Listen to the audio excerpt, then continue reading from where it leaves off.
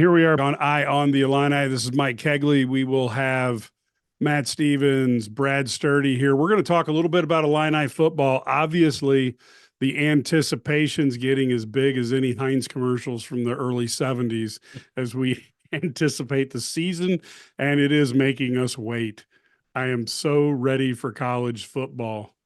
Brad, where are you at on the anticipation for this year's Fansville, Illinois? Oh, it's fantastic. I mean, I'm very excited. I mean, you start off with a game where they should win, I just think it's so important to have a solid start, and that includes being competitive against Kansas. But I'm just excited because Brett Bielema did. We've talked about last offseason. We talked about how he probably didn't do enough in the transfer portal, and then we're not. They did this year. I mean, they went out and got dudes and guys who are going to make an impact. And I think that's good because that was kind of the knock. Well, he's just not going to do that. Well, he did. And kudos to him because I think now he has a competitive team. Now, I can't tell you how it's going to turn out, but I'm very excited to see a competitive football team at Memorial Stadium. Yeah, I mean, from to dovetail off of what Sturry said, according to the head coach 2 years ago, he wasn't going to get active in the transfer portal or do things in the transfer portal that was, let's just say, going to mirror what was going on across the street. And then I think he started doing that. And I think a lot of fans started to get excited about the potential of Zachary Franklin being a wide receiver at Illinois, the potential of having another NFL left tackle in JC Davis. I can keep going on the line. We're going to do that. But look, Brad Bielema was not going to Brad Underwood this thing with the transfer portal. You know what I mean? He's not going to Dion this thing with his program, but he had to do something to show that he was willing to do what everybody else in the country was willing to do. And I think by doing that, it shows that, a 6-win season is on the table. And I don't think before they got active in the transfer portal, meaning JC Davis, I hate it for Cole Rusk, but I think a lot of people were excited about him. And then what they got with Zachary Franklin really late, I don't think anybody in this, I think everybody looked at the spring roster and thought, I don't see 6. I don't see 6 and 6. They went and they got guys and they're like, okay, now I see it. This is what we're doing. Terrence Brooks being a 2-time starter for Texas, and turning down Michigan and Southern Cal to come to Illinois. That's a big deal. So I think there was excitement in Indy when Brett Bielema made his appearance, and I think there's excitement during this fall camp about what Illinois can be if it all rolls right for Illinois. This is the year that Brett Bielema, I think people are going to look back on and say he was successful and this really started the turnaround. And if things don't go so well, it may be it didn't work out. And this was the year that people really decided it wasn't going to work out. I'm not certain we can pin it fairly on just the coach. There's a lot of factors going on, but I do think make it to a bowl game this year and Illinois fan base is way, way different. More importantly, the people who sign checks to pay for NIL funds are willing to say, you know what, I can do that again, because I can tell you that the Elite Eight appearance, there were some donors who probably very much enjoyed that and felt like, hey, I was a big part of that. And that's what you need in the football side. And certainly you see at Ohio State where they bring in the wheelbarrows of money from all over the place. People seem to feel pretty good about that. So we've got to set the scene here for you. We've got a Big Ten with 4 new teams. Obviously the traditional Western powers of the Pac-12, Pac-10, Pac-8, with USC, UCLA, Washington, and Oregon are now part of the mix. The ultra defensive, anemic, offensive Big Ten West is no more. Now it's going to be down to 2 people. I haven't seen a tiebreaker yet for who's going to be in that game. I did see the SECs, and they had about 5 tiebreakers, and the 6th one was, we're just going to flip a coin. So I think on SEC Network is what they're going to do. Like when you go watch the lotto numbers on late night television, guess what? SEC Network's going to have going to have a number on that lotto drawing with Laura Rutledge as your host on SEC Network, picking out the numbers.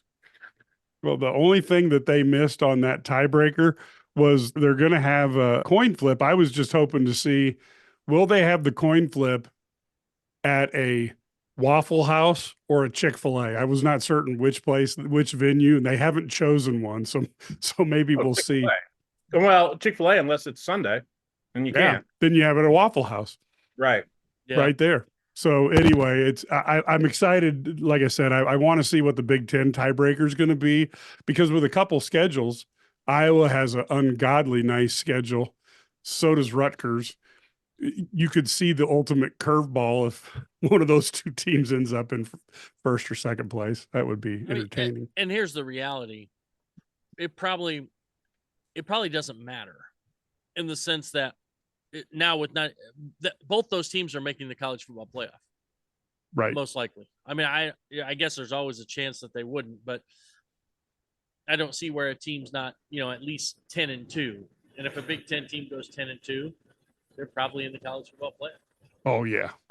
I'll out him, but my friend Richard Johnson at CBS Sports and Split Zone Duo thinks that Ohio State and Oregon are going to play 3 times, because they're going to play once in Eugene. He thinks they're going to play again in Indy, and then he thinks they're going to play again in the playoff. But no, the only importance for like the SEC and the Big Ten championship game is you get the bye.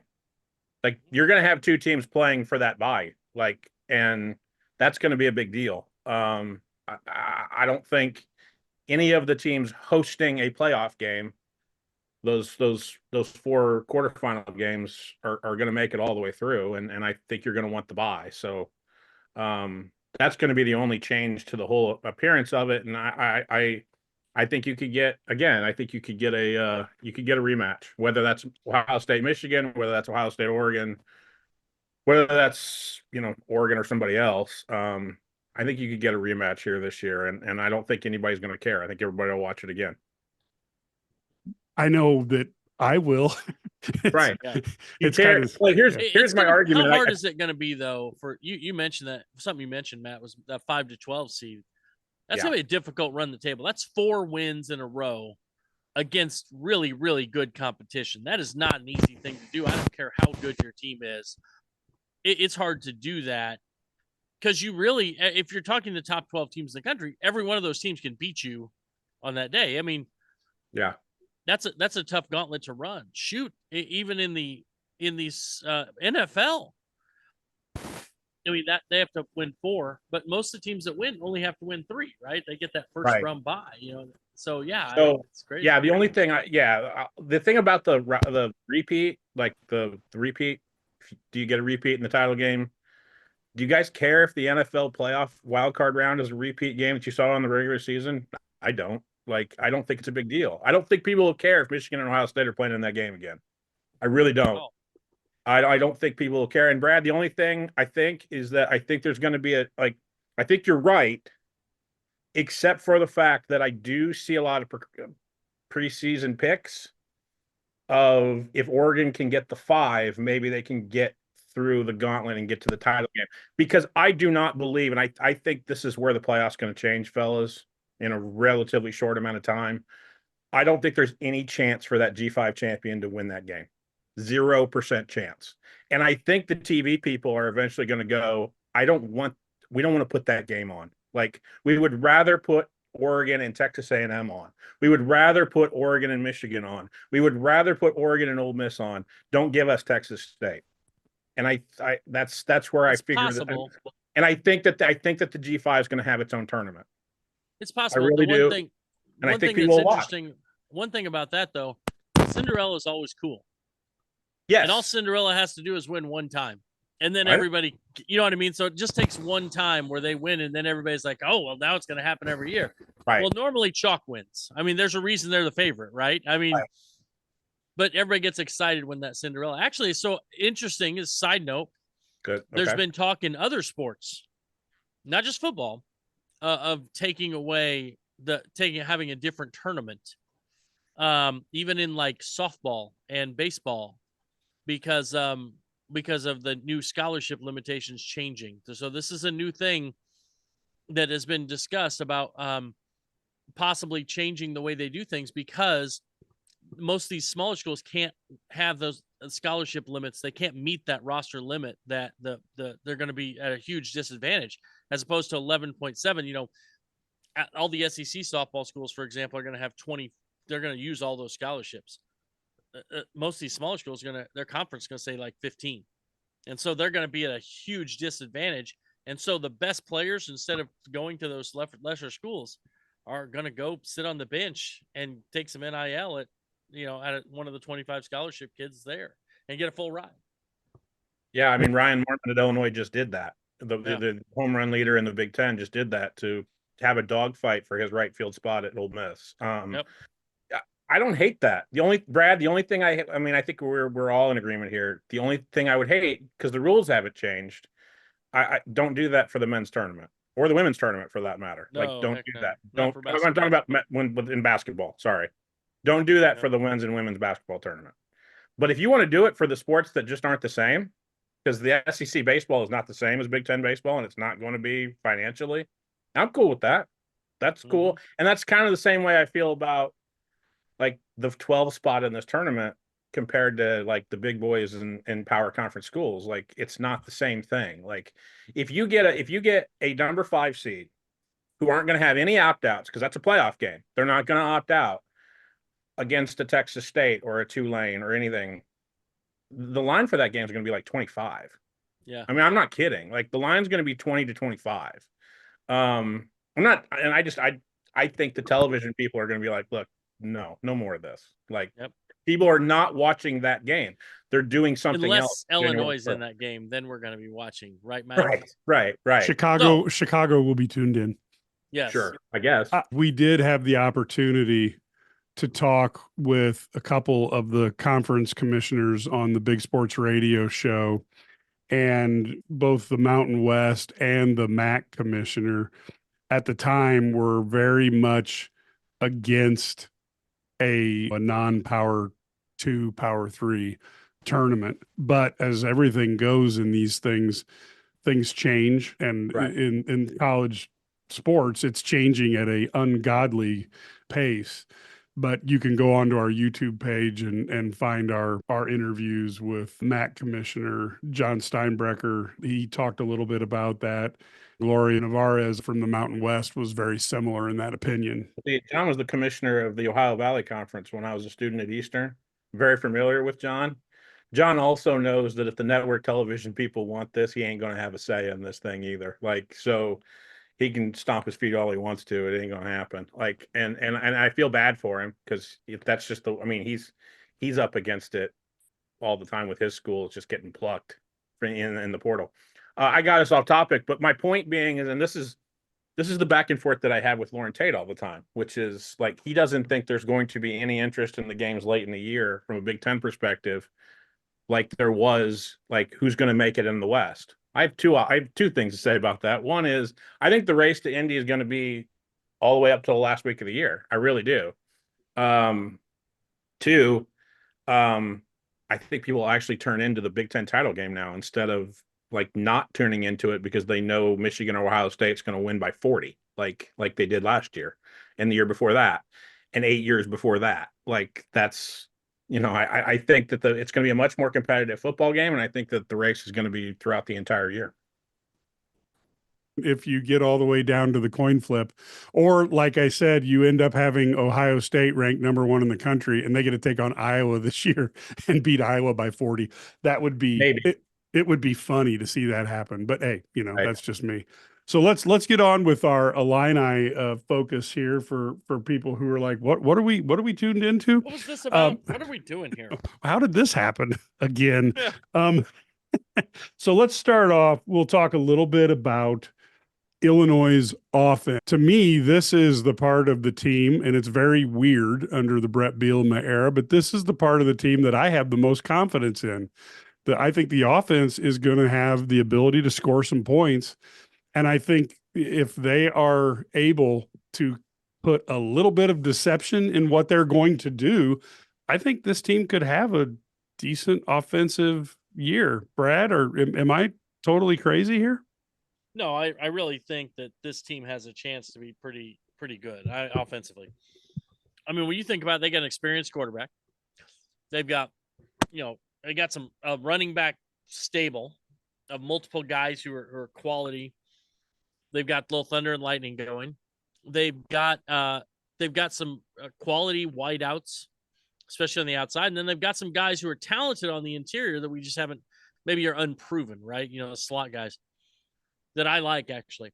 Offensive line is greatly improved, so Luke Altmaier will not be killed probably, which is good, And so, and they'll be able to run the football, and I think when you can run the football, now you can throw the football, and so it really opens everything up. So the ability to run the football will allow Luke Altmaier to be so effective. They'll be able to use so much play action. They'll be able to do things that they really couldn't do as well last year, and so I think that. Not as many negative yardage plays, not as many things. I think this team has a chance, and also get some chunk plays, down the field. I think this team will be very good offensively. Tight end is a concern. I think the loss of Cole Rusk is my tight end concern. But yeah, overall, I like this offensive unit. I think they can put up some points, and hopefully they don't have to put up as many points as they think they're going to. So we'll see. I'm interested to see how the pieces fit. I think that there's a lot of different ways this could go, but I think a lot of them are positive. I think a lot of them are encouraging. I'm interested to see which tailback becomes the bell cow tailback. I think everybody thinks it's going to be Caden Fagan. Josh McCray's done nothing in what we've been able to watch other than work with the first team. So, Bielema doesn't do things by happenstance. So I think there's a chance that 3 running backs, if you include Aiden Lawfrey in that group, are going to be primary guys. And Bielema not only just loves philosophically, but believes winning football runs the football. I also wonder if Zachary Franklin's going to play in the slot. Because if he plays in the slot, and then you can put like a Pat Bryant, and I'm going to say it, Malik Elzy, or a Colin Dixon out wide, well, now you got something. Because you got, they know now, okay, we got size, we got length, and we got relative speed out on the outside at 3 wide receiver positions. And God love him. He was one of the most productive wide receivers over the last 2 years in the Big Ten, but Isaiah Williams did not have the size and or the breakaway speed that you would want in there. And I think they feel like Zachary Franklin has both of those things. And I'm interested to see if they do that, because in Barry Lunny's UTSA offense, Zachary Franklin did a lot of stuff out in the slot. Go back and watch the 2022 UTSA Illinois game and tell me how many times Zachary Franklin lined up in the slot. It's why Brett Bielema hired Barry Lunny. It's why Barry Lunny spent 2 years trying to recruit Zachary Franklin. So I'm interested to see that. I'm interested to see the Luke Altmaier dynamic. I think there's going to be a lot more confidence in that young man, especially early on.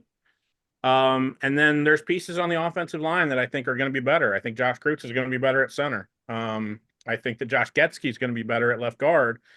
And then I'm curious to see if they figured out something at right tackle with Melvin Priestley. And if they haven't, when does Brandon Henderson get a chance? Because he's the 6th offensive lineman, probably the highest rated offensive line recruit they've had in the Brett Bielema era.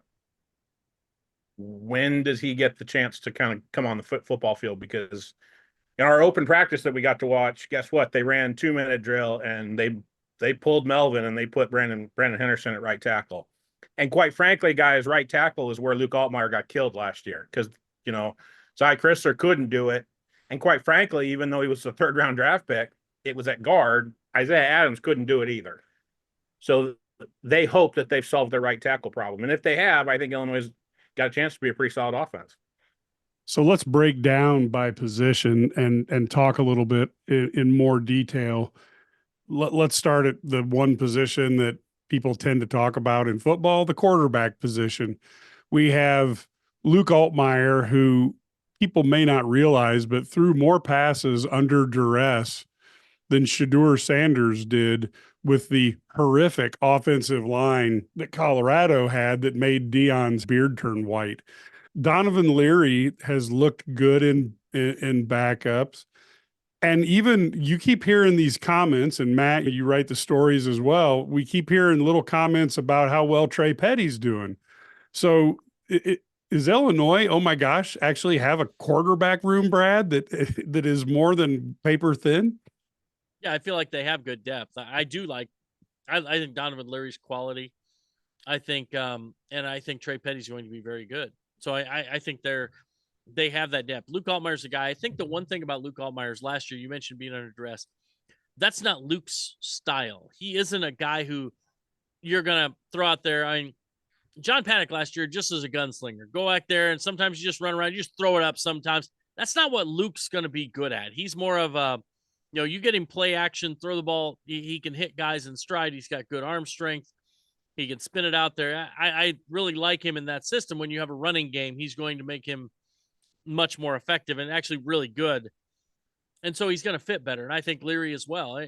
Trey Petty's more of a playmaker, right? I mean, he's more of a guy who's going to make plays and do things like that. So everybody's a little bit different, but I think Altmaier fits this offensive line and this running game and this system that they've set up here. And so I think that's where he's going to, I think that's why he's going to do very, very well this year. And I like that they have depth at that position because that's not been a strength for Illinois over the years.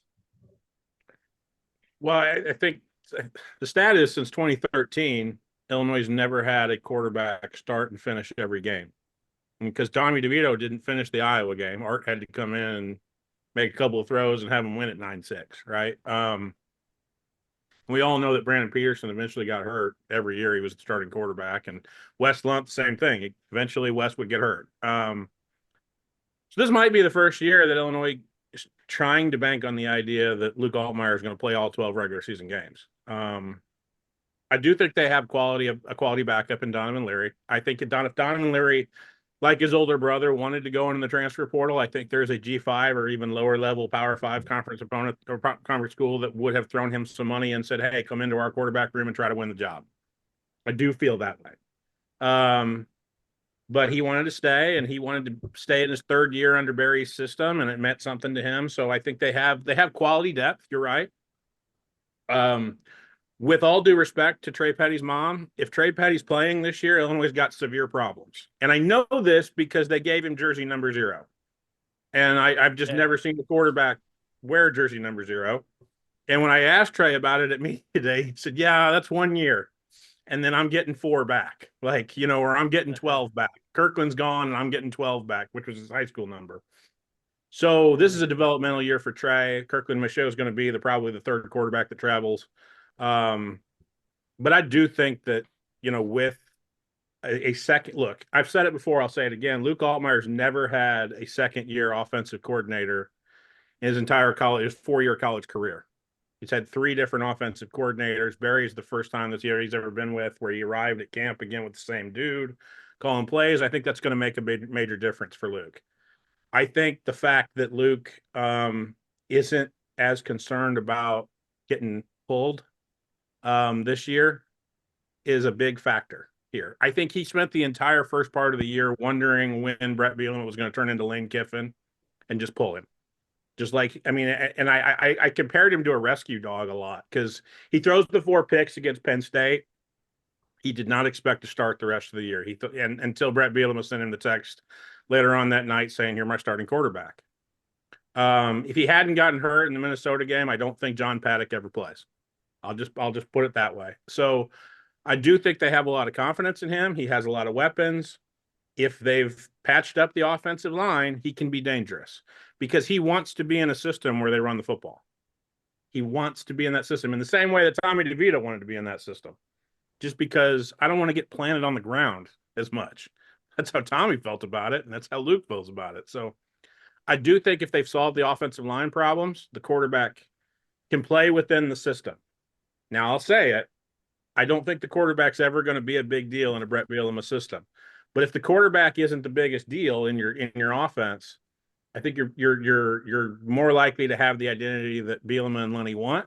And if that's the case, you're probably winning a lot of football games because you're running the football, you're possessing the football, you're keeping your defense off the field, and you're probably not turning it over as much too. So I think all of those things result in wins. I think the quarterback position is doing well. Let's go to the position that everybody feels better about, but until they prove it, we're not going to know anything. Offensive line, where do you have us, Brad? I think they're obviously much improved. I really think that they're better. I don't know that they're. I think the one thing you have to have on the offensive line is you must have depth, and you have to have guys who can play different positions. But I wonder. I kind of wonder if they have enough depth still in their offensive line. Now, I do like the guys they put out there. I do think, and Matt mentioned earlier, Brandon Henderson. I think he's good. I think he's going to be good. I think he's going to get a shot this year. But is there like, you look at some of these schools, the Michigans, the Ohio States, they're 2 deep, 3 deep with 4 and 5-star kids. I mean, just a different animal. It's much easier for them to withstand an injury. We saw that Michigan lost their All-American offensive lineman last year and just plug and play another kid and win the national title. Illinois is not going to be able to do that, so they need these guys to stay healthy. And I think that's where you've seen Bielema do a better job of building this depth, but it takes time, especially on the offensive line, because kids have to grow and develop. It's rare when you have a freshman who comes in and is really ready to play. Yeah, I think we Brad, we as fans and maybe even like some local media, like we get enticed by the idea of like, is there more depth on the offensive line? Like every preseason camp we do this, right? Where it's like, man, they could be 10 deep. And then we get in a couple of weeks into preseason camp and I'm like, no, they're not 10 deep. Like, and I actually start to like put the microscope on it and I go, no, not only are they not 10 deep, this is a rolled ankle away from JC Davis of being a major problem here. Like, and because they bring him over from New Mexico, and I'm totally convinced that this past April he could have gotten drafted if he'd have never come to Illinois. Like, if he wanted to be a professional football player, I think he gets drafted in the 6th or 7th round. He wants to come to Illinois. He wants to be taught by Bart Miller and by Brett Bielema so he can get drafted in like the 3rd round. Because that means more money. And I think that could happen for JC if he's healthy. But if he rolls his ankle or something worse, knock on wood, like I don't know what Illinois does at left tackle. I've seen now Illinois try to build up depth at center behind Josh Kreutz because he's had that knee procedure done. It's a arthroscopic scope that he had on his knee. He'll be fine for the opener, I believe. I wouldn't play him against Eastern, but that's just me. But I think they're going to try to play him. I love TJ McMillan, and I think Kevin Wigington's an average Big Ten lineman at center. But the depth at center is not good behind Kreutz. And this is a program that's tried to recruit over Josh Kreutz like 2 or 3 times. So I'm pretty sure that they're now done with that, and they think that he can be an all Big Ten center. And every year Bielema's had a quality football program, he's had a quality center. That's a premier position for a Brett Bielema team. They bring in Melvin Priestley from Grambling. Boy, I hope he can figure it out because he's had a good camp and he's had a really, really good fall. But, I think he's going to be on a short leash because I think they think a lot of Brandon Henderson. I really do. And I think the guy that's had the best camp is Josh Getsky at left guard. So don't be surprised if Illinois runs, through the left side a whole bunch with JC Davis and with Josh Getsky and then Kreutz at center. And then I think Zy Chrysler, which is his last year of college football, he's in the best shape that he's ever been in at Illinois, which is saying something. And I think that if he can put it all together at right guard, I think they have something. But Brandon Henderson, Kevin Wigington, and then what? They might be 7-8 deep at offensive line, and I think they've got to stay relatively healthy up front again. Otherwise, there's a potential of a couple of injuries here going on the offensive line, and now we've got major problems again. Not as bad as we had last year because I think they exited fall camp with 4 offensive linemen that they could really trust. Yeah, I think they have 6 that they think they can really trust right now. That's an improvement. Couple of injuries later, and I think you've got a real big problem, especially with the gauntlet that they're going to face in October. We're not going to allow any injuries to the offensive line this year. It's a new rule. New rule, no should really help Illini out. So now I'm trying to think back in my mind, and I don't remember Illinois ever having 3 running backs that are in the 240 range and higher who can actually move. And they have 3 this year. On paper, the running back position looks pretty darn good. How are you feeling about it? I like it. The one issue is that they need to have depth because every one of these guys is either coming off an injury or has been kind of injury prone. So you have 5 guys that have had injuries. I mean, from Fagan to Lawfrey to McCray, Jordan Anderson, even Valentine have battled some injuries. And so all 5 of those guys, I think, are really talented. They're really good running backs, but they're going to need that depth. And I think that's where you're going to see them possibly rotate those guys even more than they have in the past. And then at the end of the game, maybe it's Caden Fagan running over people who are a little bit tired. And I think that's the idea. And then he'll be a little fresher because maybe he's only carried the ball 10 to 12 times going in that fourth quarter. And you're getting him, then he can really pound it and get downhill and run over people and use that. But yeah, I think they're going to have to use their depth, and they have to stay, it's just like anything else, you got to stay healthy. But I guess they do have pieces to take their place if there is an injury. I think they have a guy to replace Lawfrey and Valentine, and they have a guy behind McCray in Anderson, who I think is good. Now, if they lose 2 of those guys, then it's going to be a little bit of a crapshoot. It's going to be a little different. But so they got it, but they do have a little bit of depth, and I like the talent. I don't think this unit's going to suffer an injury bug like they did last year, where they tried to lose 4 by Halloween. Like I don't think Brett Bielema. I don't think running back coach Thad Ward. I don't think anybody has ever seen that works in that building in the Smith Center. Setting records right there. Right. I mean, like they moved. I remember they moved Bobeck back over to running back in the middle of the week as a walk-on DB, so that they could have enough running backs to travel to Minnesota with. I remember that. So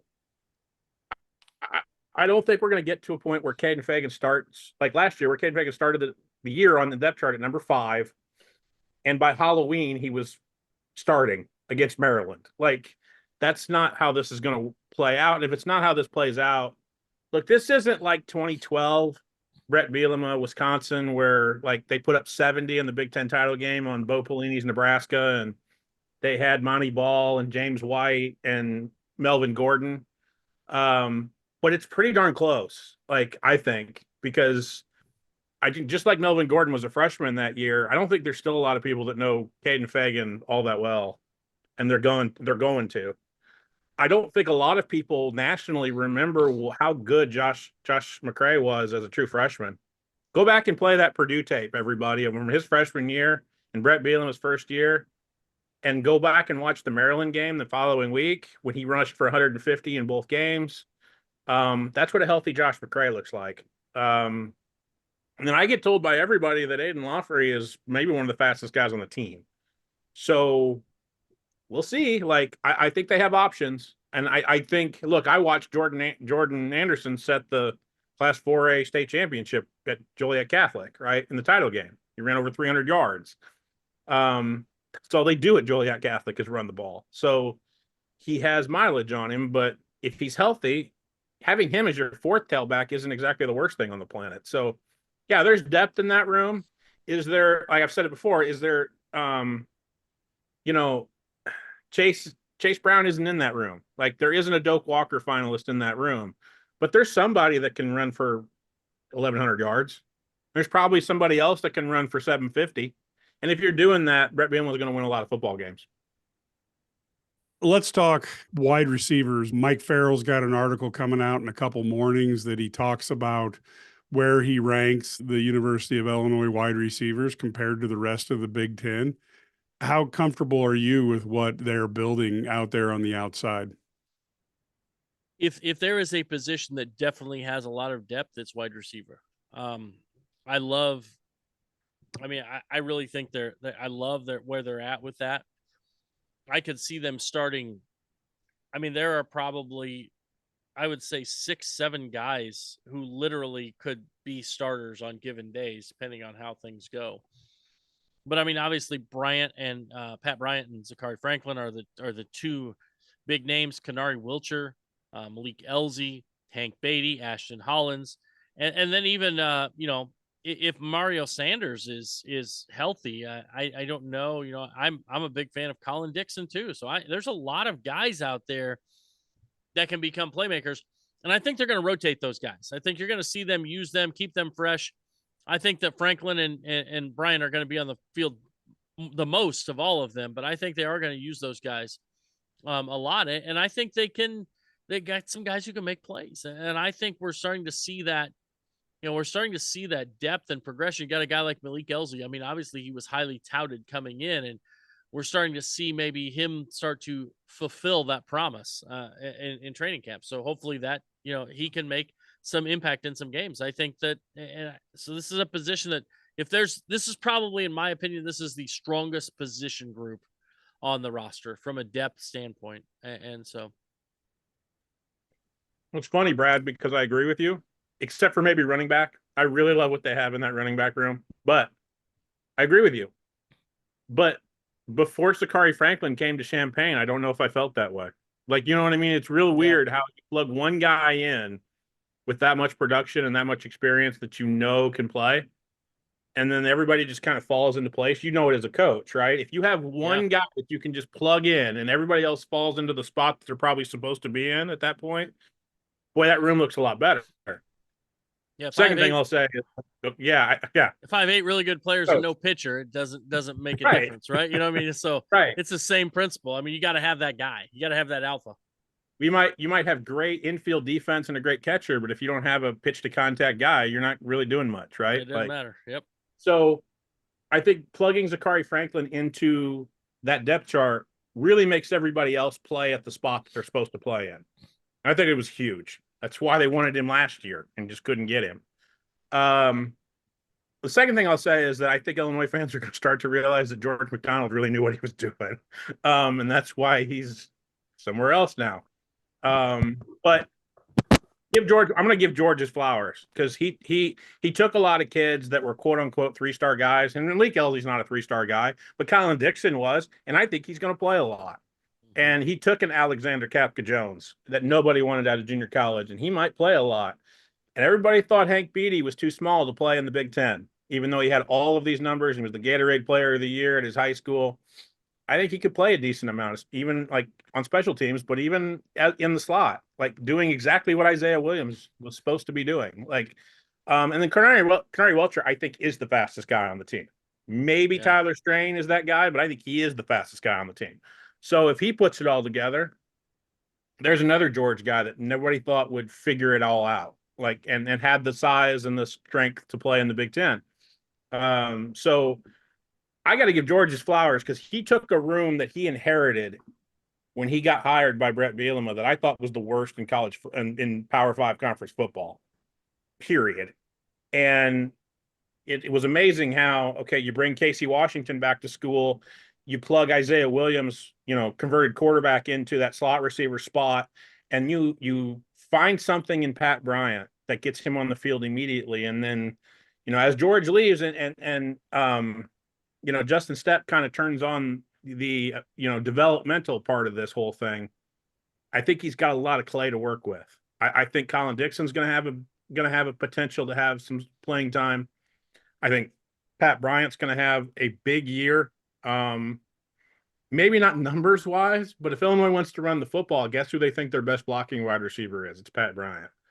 And I said it in the opener, I think if they use Zachary Franklin in the slot, I think they could have the biggest, most physical starting wide receivers in the league, short of Ohio State. And I think that's exactly what Brett Bielema and Barry Lunny want to have. And I think you have a lot of interchangeable parts too. Zachary Franklin can play all three. Colin Dixon, I think, can play all three. Kanari Wilcher, I think, can play on the outside and play in the slot. So I do think they have a lot of pieces for Justin Stepp's first year as the wide receiver coach. And I think there's a lot of talent in that room. Yeah, Bielma likes big wideouts, and you can understand why, especially with what he puts in the offensive line and in the backfield. So the last part of the offense here, tight end, we talked about Cole Rusk. We really are excited to see him next year when he gets back from injury. But what do you think the tight end position looks like without that guy? The opposite of us, Mike. Thin. Yeah, exactly. Young. So I'm not. That's the position I'm not. If there's a position on this offense where they have issues, that's it. Now, this is where I could see them possibly being a little creative. Barry Lundy's a smart guy.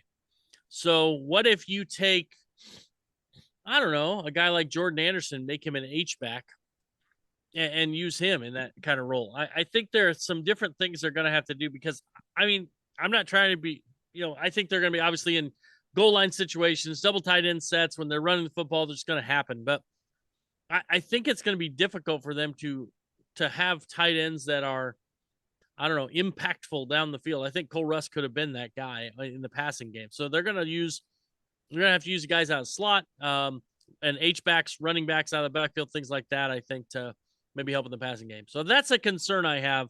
If there's a concern I have on this team, that is tight end. And it sounds like, Tanner Arkin is probably the starting tight end. I would guess. I think that, is that, I don't know, is that the best starting tight end in the Big Ten? Probably not. Is he serviceable? Yes, I think he's serviceable. Henry Boyer, maybe Goda. He did a great job catching passes. Maybe he could be a guy, kind of as a guy who just catches passes. But I think the other guys are young, and so I think Russ being out was a big hit for this group.